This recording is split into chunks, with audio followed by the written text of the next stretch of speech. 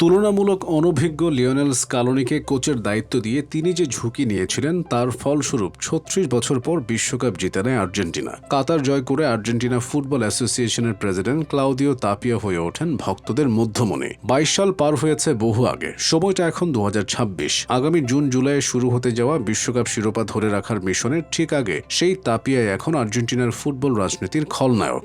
দুর্নীতির তদন্ত, কর ফাঁকি, ঘরোয়া লিগের বিতর্কিত সংস্কার এবং নাম সর্বস্ব দলের বিপক্ষে বিশ্বকাপের প্রস্তুতি ম্যাচ আয়োজন করে তিনি এখন দেশবাসীর কাজ করায়। ৫৮ বছর বয়সী এই প্রভাবশালী নেতার বিরুদ্ধে সরাসরি যুদ্ধে নেমেছেন আর্জেন্টিনার লিবার্টারিয়ান প্রেসিডেন্ট হাভিয়ের মিলেই। রাজনৈতিক ক্ষমতার দ্বন্দ্বে বিপর্যস্ত তাপিয়া ও এএফএ লড়াইয়ের মূল বিষয়বস্তু আর্জেন্টিনার ফুটবল ক্লাবগুলোর মালিকানা কাঠামো। মিলেই সরকার চাচ্ছে ক্লাবগুলোকে ব্যক্তি মালিকানাধীন প্রতিষ্ঠানে রূপান্তর করতে, যার তীব্র বিরোধিতা করছেন তাপিয়া। মার্চের শেষের দিকে মিলেই সরকারের পক্ষ থেকে তাপিয়ার বিরুদ্ধে কর ফাঁকির অভিযোগ আনা হয়। এর মাত্র কয়েক ঘন্টা পর বুয়েন্স আয়ার্সে মৌরিতানিয়ার বিপক্ষে প্রীতি ম্যাচের আগে মাঠে যখন তাকে সম্মান দেওয়া হচ্ছিল, তখন গ্যালারি থেকে দুয়োধ্বনি শুনিয়ে দেয় দর্শকরা। বোঝা যায় খোদ দেশের সাধারণ সমর্থকরাও এখন তাপিয়ার উপর ক্ষুব্ধ।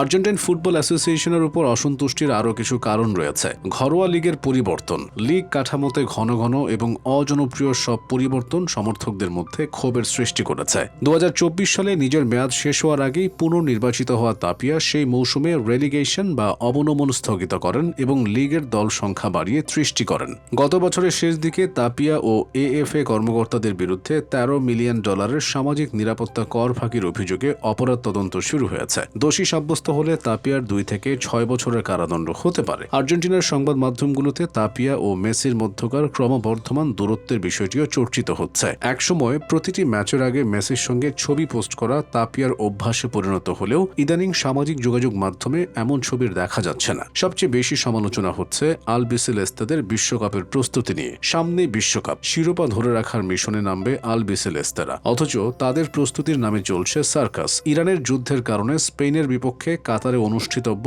ফিনালিসিমা বাতিল হয়ে গেল। এরপর তড়িঘড়ি করে আর্জেন্টিনা ফুটবল ফেডারেশন প্রতিপক্ষ খুঁজে আনলো মৌরিতানিয়া আর জাম্বিয়াকে। এএফ এর বাণিজ্যিক মুনাফা বাড়াতে আর্জেন্টিনা সম্প্রতি ফিফা র্যাঙ্কিংয়ের তলানির দল যেমন Indonesia, Puerto Rico, Angola, Mauritania এবং জাম্বিয়ার বিপক্ষে প্রীতি ম্যাচ খেলেছে। এদের কেউই এবারের বিশ্বকাপে নেই। মৌরিতানিয়ার বিপক্ষে জয়ের পর স্কালোনি নিজেও স্বীকার করেছেন ম্যাচটা বড্ড ম্যার মেরেছিল। এমি মার্তিনেজ তো আরও সোজা সাপটা, আমাদের খেলা দেখে মনে হয়েছে কোনো তাড়না নেই, গতি নেই। জাতীয় দলের জার্সি গায়ে দিলে আমাদের আরও ভালো খেলতে হবে। বিশ্বকাপের ঠিক আগে জুনে আর্জেন্টিনা খেলবে হন্ডুরাস এবং আইসল্যান্ডের বিপক্ষে, যারা আসন্ন বিশ্বকাপে খেলার যোগ্যতায় অর্জন করতে পারেনি। ইউরোপীয় কোনো শক্তির বিপক্ষে লড়াই না করে শিরোপা রক্ষার মিশনে নামবে স্কালোনির শিষ্যরা। নেটিজেনরা বলছেন আর্জেন্টিনা এখন সেই বাঘের মতো যে শিকার ভুলে বনভোজনে মেতেছে। বনের অন্য শিকারীরা কিন্তু ঠিকই দাঁত সানাচ্ছে। তবে মাঠের বাইরের এই অস্থিরতা থেকে নিজেদের নিরাপদ দূরত্বে রাখার আপ্রাণ চেষ্টা করছেন অধিনায়ক লিওনেল মেসি এবং কোচ লিওনেল স্কালোনি। গত বিশ্বকাপে জয়ে গুরুত্বপূর্ণ ভূমিকা রাখা মাঠের যোদ্ধারা এখন শুধুমাত্র নিজেদের প্রস্তুতিতে মনোনিবেশ করছেন।